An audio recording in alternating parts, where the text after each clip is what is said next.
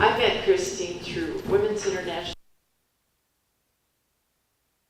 and she's a person who's warm, she's concerned, she's always there, she follows through, and this is the person I've known. She's a woman of many experiences, and she says she's always liked what she's doing. Certainly we know her as a participant who supports and leads various activities here in Maine. And before Maine, in Tampa, Florida, where besides the activities, she was a runner. 5K, 10K, 15K. She started in her 50s. No spring chicken, she says. And so she won trophies. And she said the older she got, the fewer people were competing and the more trophies she won. Then one day she learned about a shelter that needed trophies for their people. So she gave them all her trophies. I love that story. One day with running she liked the independence. You put your shoes on and you go. If you're traveling, you can take your shoes with you. Likewise, she liked the independence of being active. She likes to speak out. You always can say something, even if you just say, I don't agree with you. Sometimes that's all you need to let somebody know there's another way. Christine was moved profoundly by World War II. Her family lived in Germany. And you can have thoughts, she says. You could think things, you could know things. You could not speak. It would mean death. And so she knew this, she knew her mother knew this, and that was just very profoundly part of her experience. She knew it before she was 10 years old, which I think is amazing to have that consciousness that early. So coming to the United States, it was really important to have a voice, to be able to speak, and not having to fear for saying what you were thinking.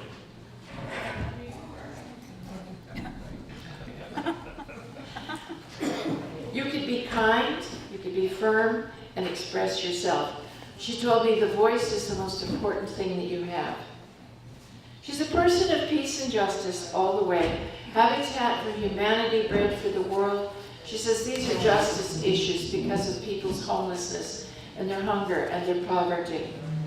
In Brunswick, as an active member of the Methodist Church and in the community, she lives the values that enable lots of people to become aware of her example. She initiated the Peace Fair at the suggestion of one of her grandsons. He said, people need to know about peace, and the way they'll find out is if they have fun. She's also responsible for getting PeaceWorks and Veterans for Peace into the Memorial Day Parade. She did this 10 years ago. So she went and said they wanted to be in the parade, and the committee looked at her with their eyebrows raised like there was something wrong, seriously wrong. They were completely puzzled, like what on earth would a peace group want to be in a parade for? So she went before the committee and she told them about Wilf. They thought it was utterly insane and they had never seen anything like it.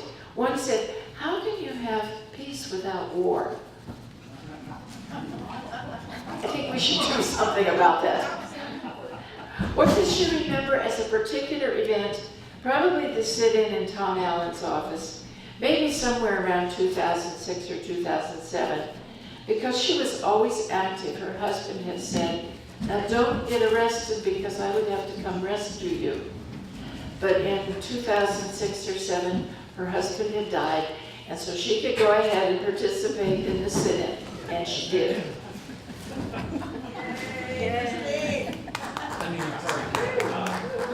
Regularly present, using her voice, and grateful because this is possible, Christine almost never misses a Brunswick Peace Vigil since 2001. And so, Christine, the woman who believes in work for peace and justice, the woman who speaks and is grateful for being able to speak, an example for all of us. Thank you.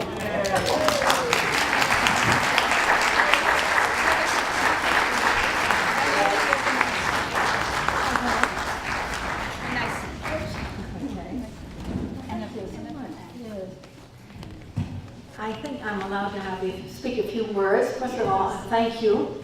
Thank you to Action Maine. Thank you for everybody here.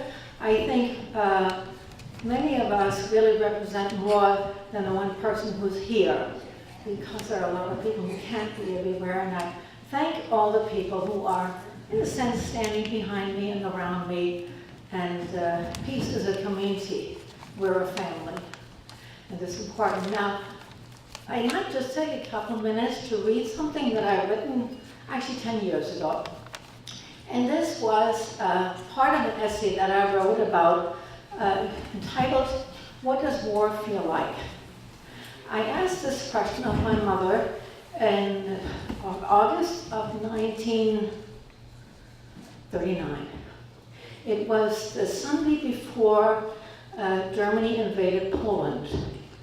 And we had just come to the front door to receive our ration cards, which indicated that something ominous was about to happen. I assumed that there had been some talk about this, but the ration cards really told us something is to happen. So I asked my mother at age 11, almost 11, this innocent question: what does war feel like? Because she had been through World War I, and I assumed that she could tell me something. And I just want to read the last paragraph of this essay, if you will. Okay. If my children and grandchildren should ask me the question, what does war feel like? I will try to tell them that war is more than a feeling. I will speak to them of my perceptions that war is reality and unreality, a time when ethics and reasoning are converted into self-serving rationale for military conquest, a time when killing and devastation are glorified as expressions of courage and national pride. I will share my understanding that the consequences of all wars are the destruction of lives of both winners and losers. For no one can escape its injustice, its immorality, cruelty, and horror. I will tell my children and grandchildren that I perceive World War II as unique among wars, as it incorporated not only a government's greed for land and power, but was based on Hitler's deep-seated and limitless hatred of Jewish people, a hatred with which he contaminated nearly a whole nation. I will explain to him that Hitler's obsession with cleansing Germany of the stranger, the person not Germanic, became the reason for the extermination of millions of Jews.